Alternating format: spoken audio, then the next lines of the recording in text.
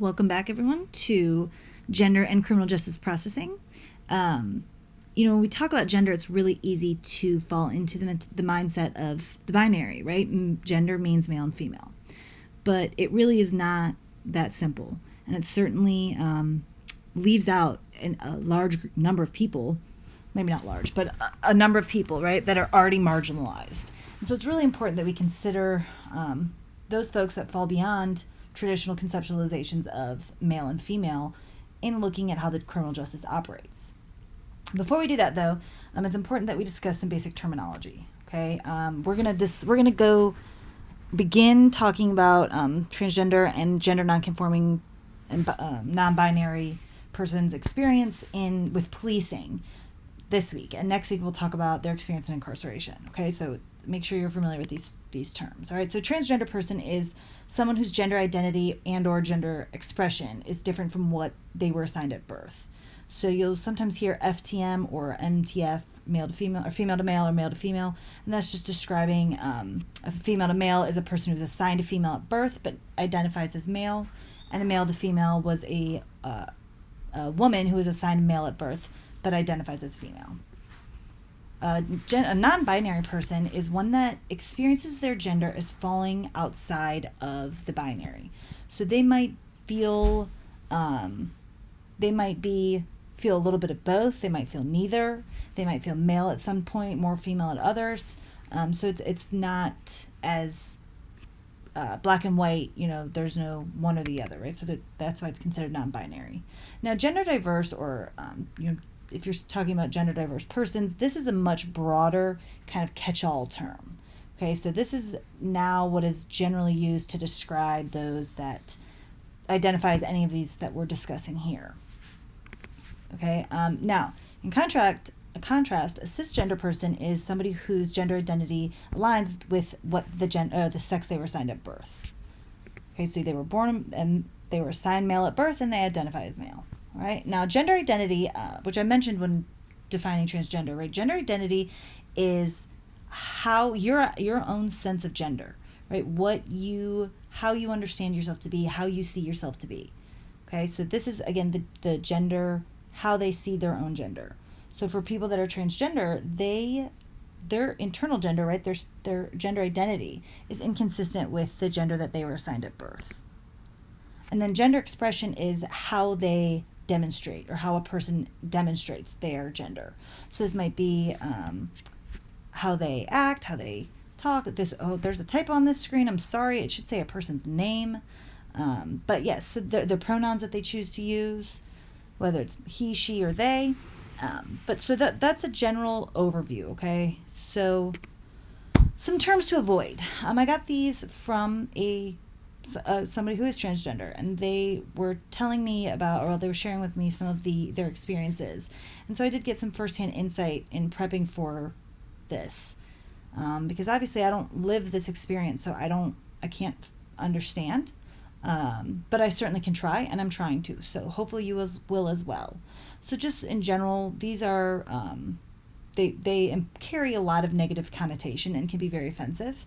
And this is important for our discussion today because there's little education about gender diverse individuals, especially amongst the criminal justice system. So these are some terms that will get used quite often by police and people in the courts, and can be quite traumatic for a person.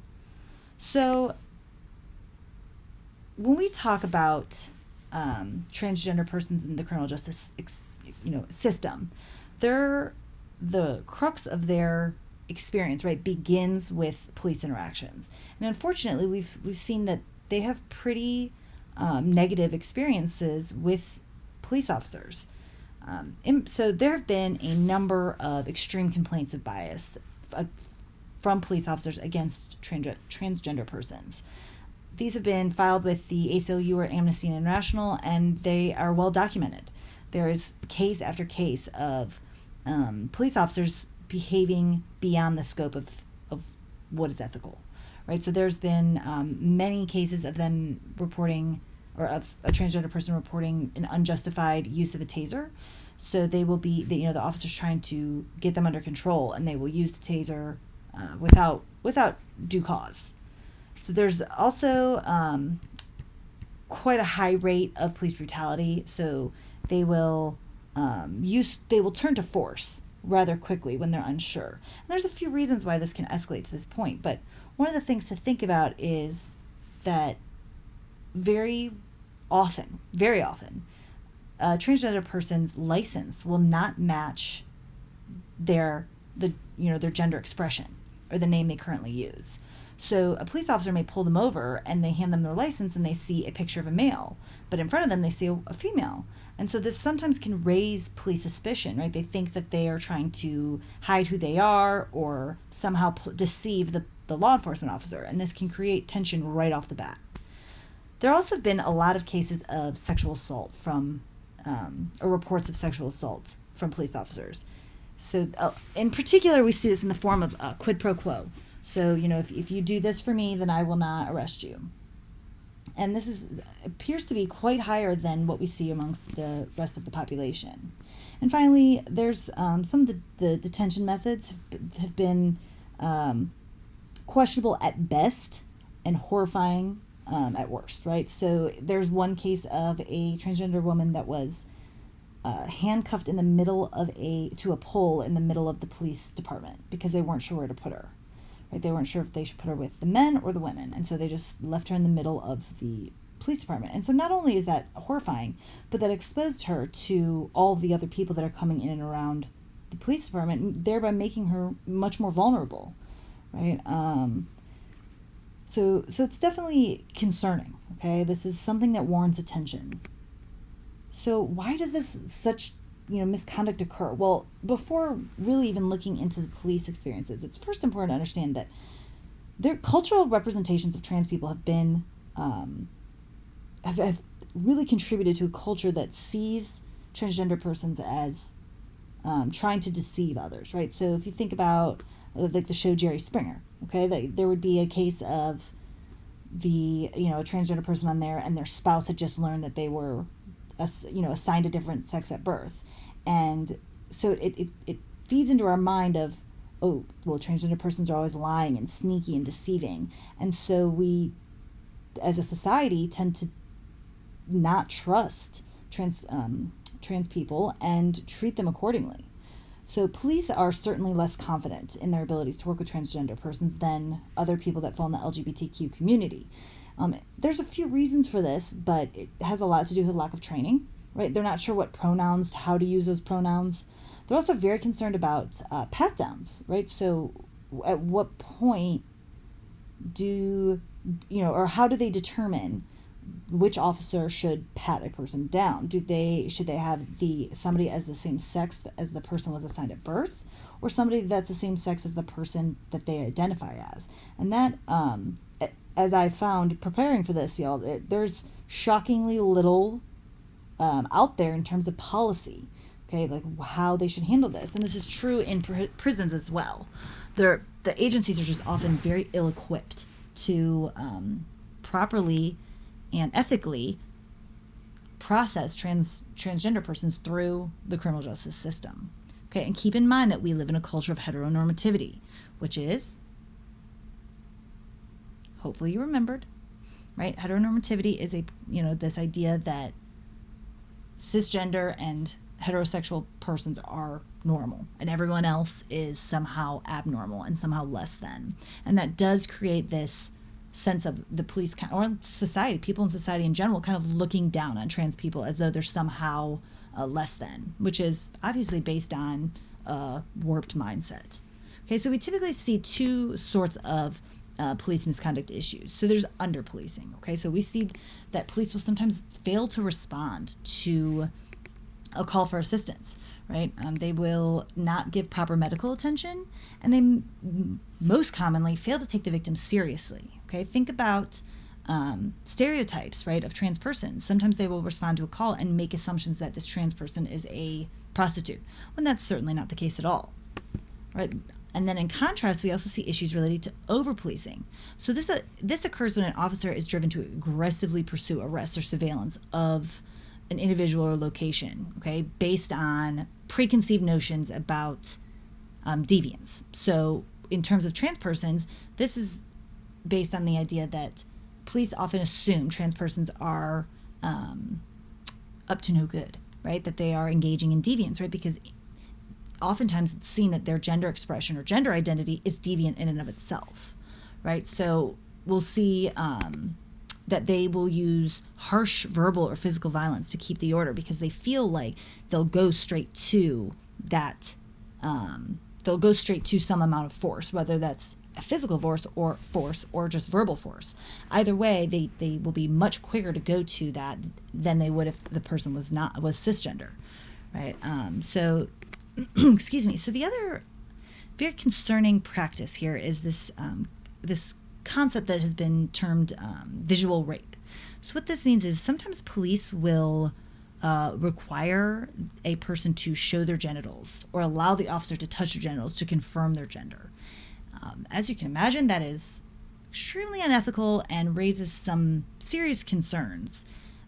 This has been coined visual rape because it's an extreme violation of a person's privacy and sexuality forced upon them by another person. And in this context, from the police, right? There's been examples of such over-policing practices in major cities throughout the country, including places where there's a generally quite diverse population, such as Los Angeles or New York, right? So, there's the magnitude of the impact is far-reaching and warrants our attention. So what makes policing trans citizens so complicated? Why is it so difficult, right? Why is it different than with everyone else? Well, first, as I've already kind of alluded to, there's issues with state IDs, okay? So their license may not match their gender expression. And so this gives, again, this message that trans people are somehow trying to be deceitful, right? And this can make, as I mentioned, officers quick to resort to force. Okay, we've also discussed pat-downs a bit, but as you might imagine, oftentimes police feel very at a loss and they're not sure how to handle it. And whenever any person in a place of authority is unsure how to handle a situation, the likelihood that something may go wrong, it goes up, and it's concerning. Okay, obviously there's probably the most widely publicized issue has been related to public restrooms. Right, so should a person use the restroom for the gender that they identify or the gender that they were assigned at birth? And, the discussion often centers around protecting all of us, right? All of the citizens that are not, cisgender citizens from the predator that's going to come into the bathroom, right? But what if we think about protecting the transgender person? Okay, because if they are, they identify and express themselves as a female, but they're biologically male, what type of victimization situation are we putting them into by forcing them then to go into a men's bathroom, right? Or vice versa, right? That if a woman is biologically male, but goes into the female's restroom, okay, what if they're dressed as a female and they go into the men's room? It's concerning, right? That could be very problematic. And also it has kind of spawned a police reaction, right? Where now we're policing the bathroom situation, and it just complicates policing this community. Okay, there's also a shockingly high rate of domestic violence and sexual assault amongst transgender persons. They are the most vulnerable population to intimate partner violence and sexual assault. And as we've already discussed, they tend to be under-policed. So that's especially problematic when you look at the fact that their victimization rate is high, but then they're not having the police response they need to protect them. And finally, much with all types of victimization, their experiences are underreported. Okay, we know that a majority of transgender people are afraid to go to the police. Okay, estimates range from anywhere from 57 to the highest I saw was 80% of transgender people. And it's not just that they don't report; it's that they are truly afraid to go to the police, specifically because, and this is a portion of those people specifically cite that they are afraid of misconduct from the police. So it's not just fear of being outed, fear of the retaliation, fear of the criminal justice system, but specifically fear of the police. So, the other concern here too is that, we have a number of sex discrimination laws in place, but they fail to take trans people into account. And so as a result, they're unable to properly protect them. Okay, there's the same laws that are in place to protect, women's rights. They don't apply to transgender persons. And so they are often left without any sort of protection. Now, y'all, I had started making the next slide that said transgender people in the courts, but I'm very sad to report that the research out there is very limited on transgender persons' experience in the court. What I could find was about juveniles, their juveniles' experience, and in general, they found that juveniles were likely to end up in the courts because of policing practices, right, and because of a lot of the trauma that they experienced during childhood. Right, it increases risk of drug use, it increases social isolation, all things that are correlates of crime. Okay, but once they're in the courts, it is so hard to find anything about their experience. What I can infer based on what I read is that they're likely to be given a prison sentence, and they're likely to be detained pretrial because the courts and the criminal justice system are concerned that they might flee, again, they don't trust them. They think that they're trying to deceive them. So they're often held pretrial. And what I can infer looking at the prison population is that they're also likely to receive severe sentences based on the sheer volume of trans persons that are behind bars. So this is a concerning issue that we're gonna come back to again. But I urge you to really start thinking deeply about some of these issues and what can be done to address them.